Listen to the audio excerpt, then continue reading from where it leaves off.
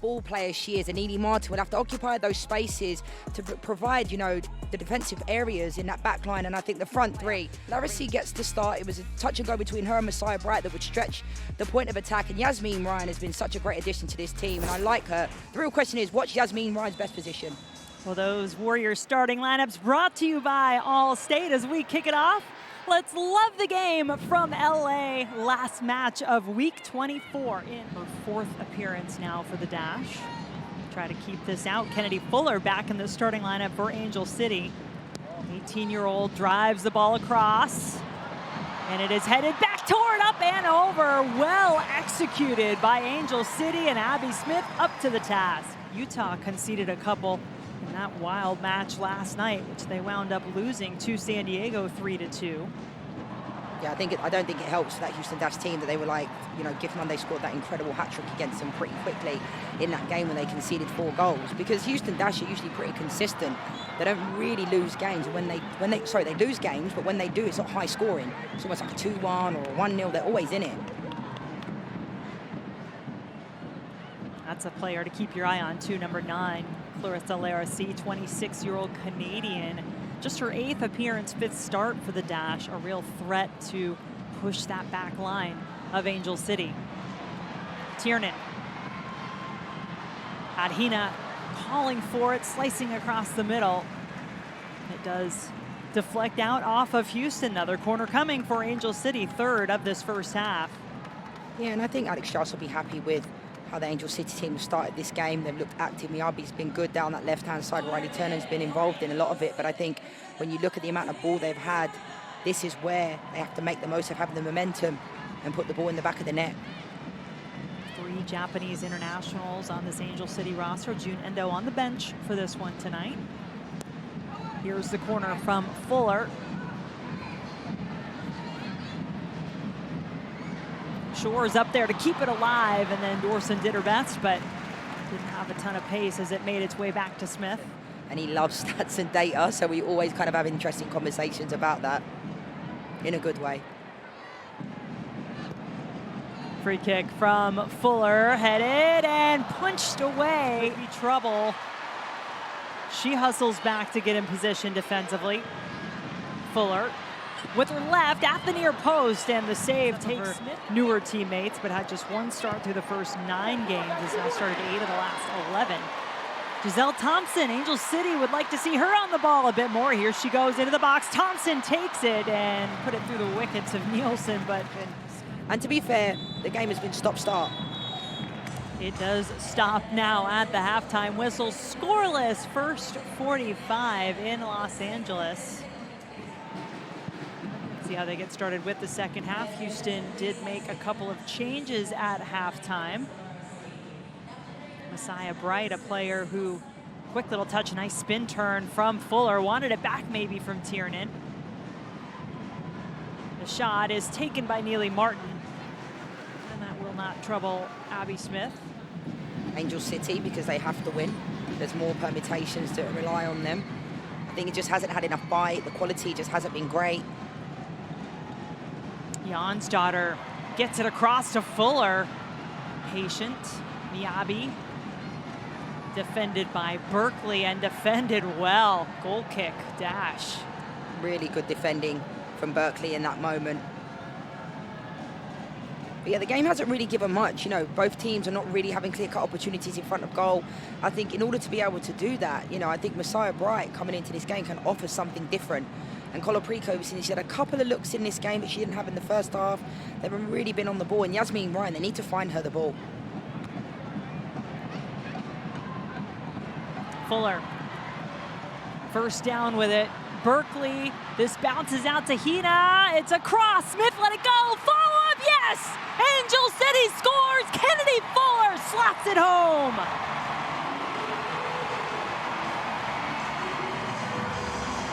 Well done, Kennedy Fuller, the 18-year-old. She actually started the original play here. She picks up the ball midfield. Watch this no-look from her. Turns one way, plays it. Really good play from Hina Sagita to get there. Malia Berkeley, I mean, Abby Smith should do better there. There wasn't much power and pace on the ball.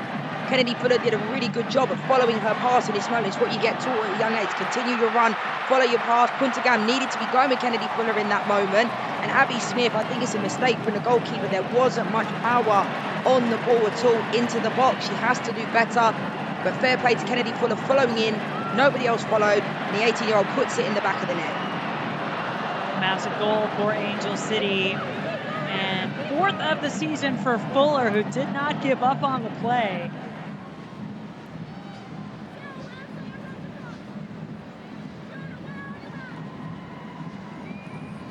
Sheehan had a couple of targets there, headed in off the crossbar. On the line, as close as you can get to an equalizer. Paige Nielsen elevated. It's so well going up against Neely Martin in this moment. Gets away from her, continues her run through. To be fair, the ball had so much backspin on it that by the time it got to Paige Nielsen, it was almost difficult for her to be able to get anything on it. Look at the way the ball's spinning. It's a lovely little effort. I think it's poor defending from Angel City in that moment, though. Really poor defending. You cannot allow the ball to bounce in those areas. There's far too many numbers, far too many bodies. And Paige Nielsen's willingness, Dawson gets quite fortunate there because you can see she was second hero on a couple of occasions. Dulian was as well, had the game-tying goal at Racing Louisville. First minute of stoppage time. Ryan puts it back in play.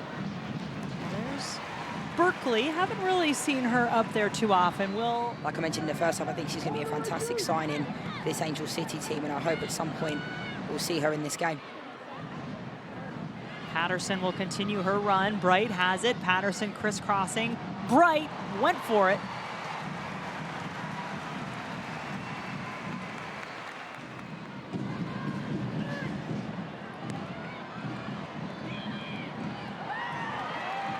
Houston looking for a little push as Dulian was dispossessed. Instead, it is Riley Tiernan heading the other way. Bad news, just holding on. Tiernan takes it, easy save. That's what makes it so great. Tiernan, good ball through News and a big save from Smith. Yeah, good little play here from Riley Tiernan. You could see Endo was central. It was a good early ball. It's a lovely save from Abby Smith in that moment. I think on the first goal, she was at fault for that. She makes up for it here. It's a lovely little early ball in from Tiernan. It's a lovely save. Noose has done really well since coming into this game because it is not clear for Angel City yet. Miyabi has more work to do. Endo, oh, how about that touch from June Endo? Could it spell another goal for Angel City? Around the corner they go and in! Noose puts it away, but all the glory to June Endo on that gorgeous touch to set it up. Look at this. Oh, come on. Just unbelievable. It is, and those are the things you can't teach, Jen. Like, it's just an unbelievable touch. And Abby Smith does have some assists to her name in her collegiate career. Up to take this for Houston. Avery Patterson claiming a handball, and that is the call. The referee points to the spot. Handball against Angel City, a penalty on the way. When I first saw it, it looked like a handball to me all day long. And then you can see here, it hits off the chest and hits on the hand.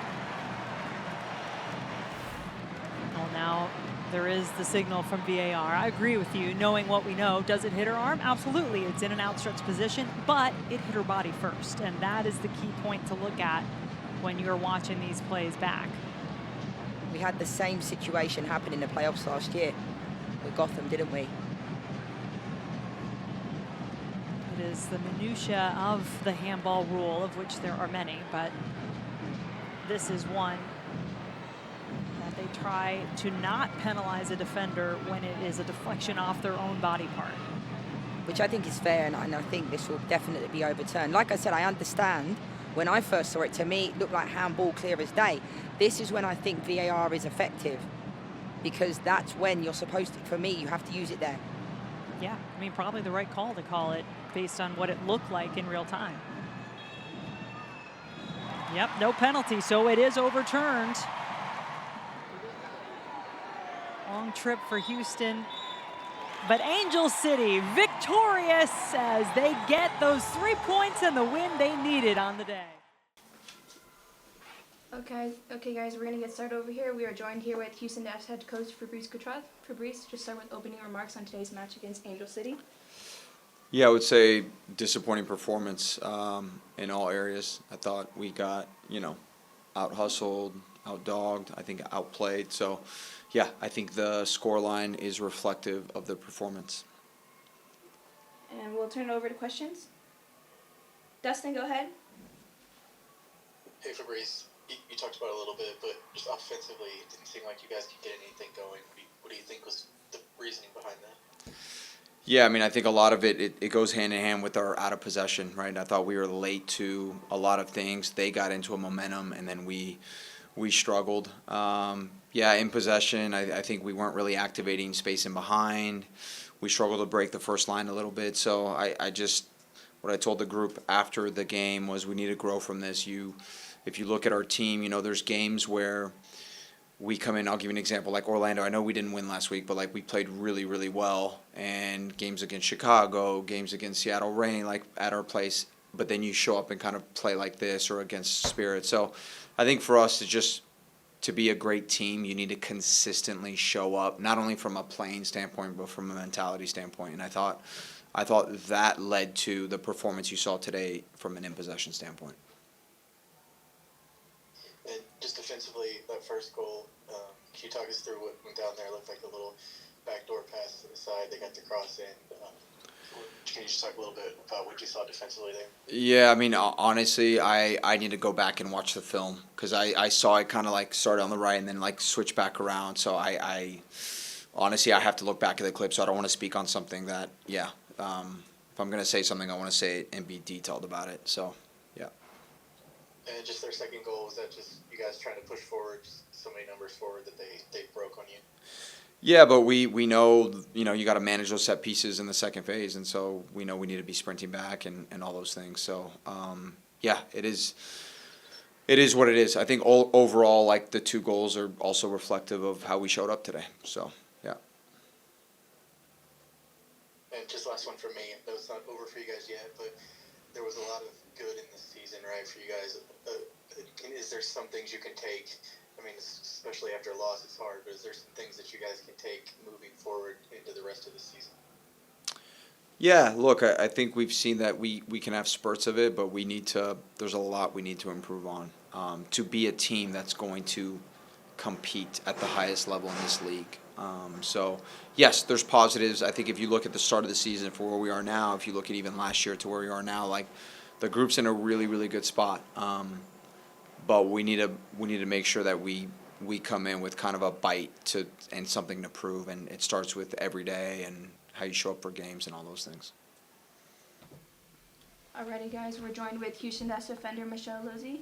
Michelle, would you start with opening remarks on today's match against Angel City?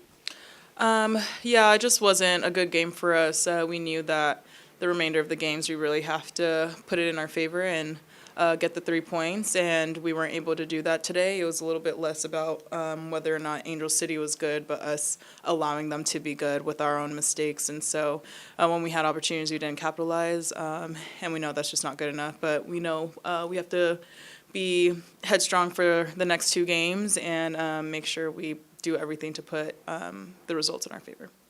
All right, thank you for that. Dustin, go ahead. Hey, Michelle, you talked about it a little bit, but it seems like you guys struggled to put some things together just offensively, just getting in rhythm. Do you think that was just, like you said, something on you guys' part, or just what can you say that kind of made you guys just seem disjointed a lot? Yeah, I mean, I think it was just on us. It wasn't really if they were pressing or not. We kind of just turned the ball over whenever we started again to a rhythm.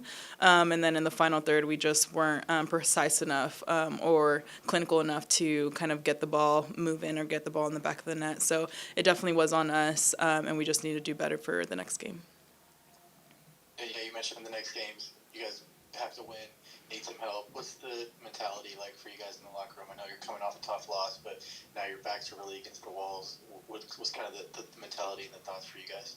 I mean, yeah, we literally have nothing to lose at this point, and we really just have to fight for each other. We know that the second half of the season has been big for us, and we know that we can perform well, and we have in these past few games before coming to LA, and so we can just have this as a one-off and continue the momentum that we've had in the second half of the season.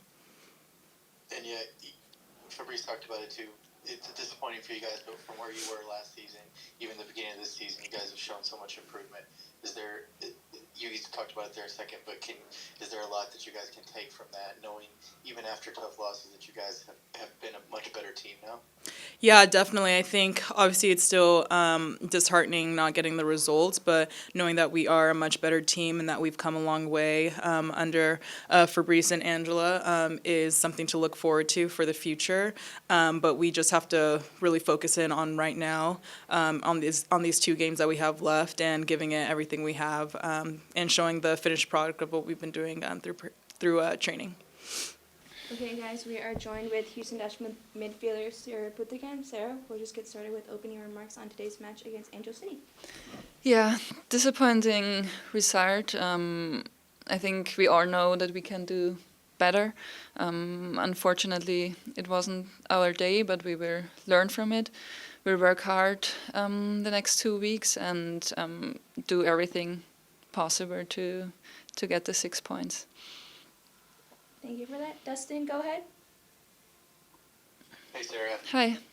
Looked like you guys, and Michelle talked about it, you guys were just kind of disjointed. It wasn't necessarily something Angel City did against you guys. You guys just didn't play at your best. You feel like that was how it was for you guys in the midfield? Yeah, definitely. I think, it was not our best game, and I think we were not on the level that we know we can be and the level you have to be in those games. So I think that's the only positive to take from that. We all know we can do better. And you guys have 2 games left, like you said. You have to win.